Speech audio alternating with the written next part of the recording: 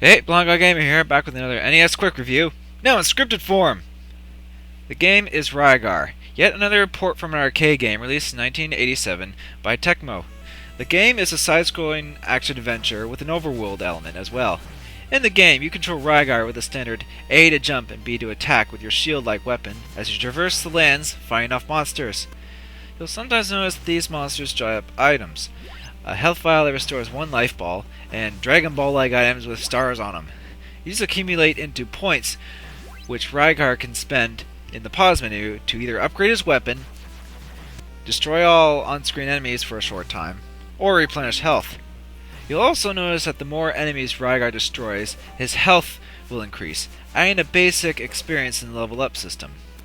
During the side-scrolling segments, you'll sometimes come across doors. There you'll find Sean Connery! Kneel before the giant Sean Connery, for he is our god in this game! He's actually an Endora god that helps Rygar by giving advice and hints. After you clear a few side-scrolling segments, you'll come across to an overworld similar to the Zelda games. The overworld is open-ended, but you'll need certain items to progress, much like Metroid. Where do we get these items? Why, Sean Connery gives them to us, of course! The first item you'll get is a grapple hook that actually lets you hook up to ledges and climb up them, or climb down from ledges. Overall, the game controls and plays good, but there are a few drawbacks. For one, enemy placement can be a bitch, as Rygar suffers from knockback syndrome, like in Ninja Gaiden or Castlevania, which could lead to several cheap deaths.